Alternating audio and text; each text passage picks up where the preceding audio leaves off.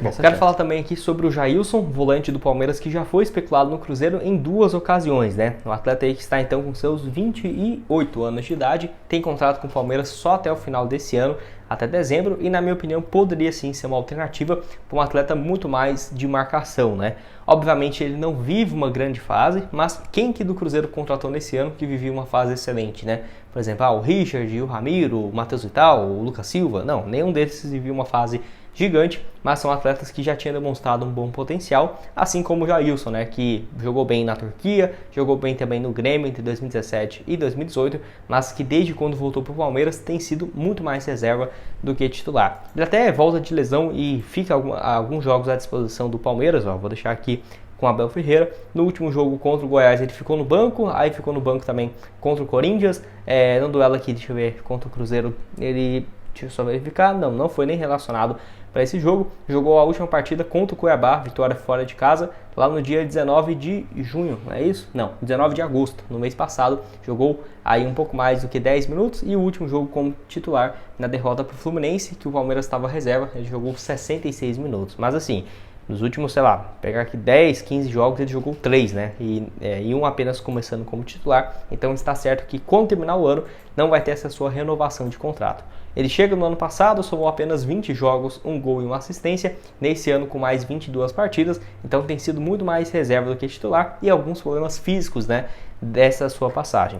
Ele surge muito bem aí então no Grêmio, principalmente em 2016 e 2017. Foi campeão da Libertadores, fica até 2018 no Grêmio, até o meio do ano, onde se transfere lá para o Fenerbahçe, lá da Turquia, o Fenerbahçe. Enfim, fica por lá durante 2 temporadas seguidas, jogou um pouco mais de 60 jogos. Só que teve também um problema físico, pelo que eu vi aqui, ó, a temporada 2021, até ele se mudar para a China, onde ficou nessa equipe por lá. Não sei se ele não jogou por questões físicas ou realmente porque não tem os números lá do futebol chinês, né? Porque ele mostra aqui que nesse 2020 e 2021 inteiro jogou apenas 6 vezes. Não sei se foi algum problema físico, mas mostra que o atleta não vem de uma sequência muito grande atuando não.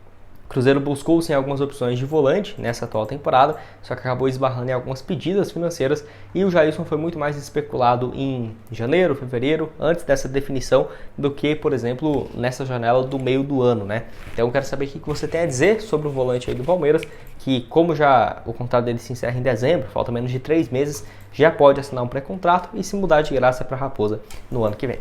E para o nosso vídeo tem um recado da 188Bet que te dá R$25 de saldo para você começar a apostar nos próximos jogos do Cruzeiro, que o link vai estar aqui embaixo no primeiro comentário fixado. Para lá você vai ter então esse bônus de R$25 e no seu primeiro depósito você tem 100% de bônus vindo também pelo link aqui embaixo na descrição. Então eu vou deixar todas as sugestões para vocês lá da 188Bet que está aqui embaixo no parceiro do canal.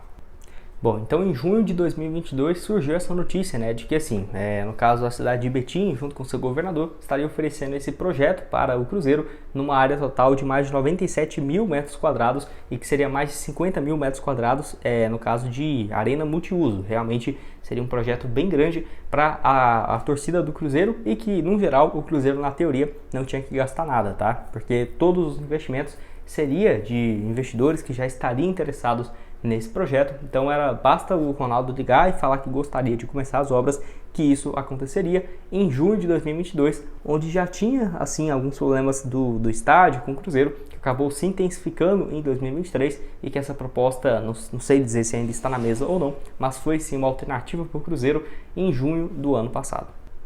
Bom, e assim, há mais detalhes sobre essa obra, a empresa que seria responsável pela construção também ficaria por conta da realização de manutenções no local, né? E assim, o custo total da obra seria estimado em mais de 450 milhões de reais, sem que o Cruzeiro precisasse investir nada do seu bolso, e de acordo com a Prefeitura de Betim, a proposta é de que a arena fique à disposição da empresa por 310 dias do ano, sendo que o Cruzeiro teria prioridade do espaço pelos outros 55 dias, ou seja, nas datas que teria os jogos, né? O Cruzeiro não vai mandar 55 jogos na temporada em casa, então seria uma data ok, e enfim, não teria nada que o Cruzeiro tiraria do seu bolso. Lembrando que eu deixei aqui algumas fotos aparecendo para vocês, mas são de alguns outros projetos na internet e não especificamente desse, né? Porque esse aqui em específico não foi divulgado uma maquete, como que seria. A expectativa é de que fosse uma arena parecida com a Arena da Baixada do formato, né? E com a capacidade também de 45 a 50 mil torcedores.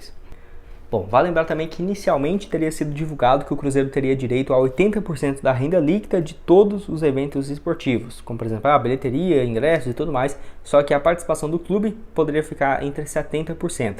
E de acordo com o comunicado, essa área construída de mais de 50 mil metros quadrados teria uma capacidade prevista de 46 mil lugares. Porém, o Vitorino Medioli, que é o prefeito de Betim, divulgou naquela semana de junho que poderia ter um aumento na capacidade próximo de 50 mil torcedores. Que vale lembrar, essa arena seria construída em um espaço próximo à Via Expressa, a BR-262, que o estádio estaria situado a cerca de 10 quilômetros, onde foi construída a Arena do Atlético, rival do Cruzeiro, então seria próximo, lá na BR-262 ou 262, como você queira. Enfim, o Cruzeiro manteve o estádio de Betim como alvo a longo prazo.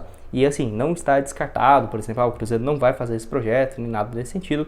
E quero saber o que você tem a dizer sobre esse projeto aqui embaixo nos comentários, que, por essa questão de não sair nada do bolso do Cruzeiro, foi sim muito considerado, principalmente pela torcida. Bom, e até mesmo o diretor do Cruzeiro de Operações falou em entrevista ao Globo Esporte, ao portal do Globo também, sobre o Cruzeiro não ter uma casa própria, que isso é algo que incomodou bastante, principalmente em 2023, que o Cruzeiro mandou várias partidas longe do estádio, que virou mais uma casa de shows, e a grama estava terrível, fora que o Cruzeiro não tinha datas para jogar. Onde ele falou o seguinte: não ter estádio assim é ruim para o Cruzeiro, está claro. O Cruzeiro não gostaria de estar nessa posição de ser mais duro nos posicionamentos para conseguir as condições comerciais que queria. Isso é ruim.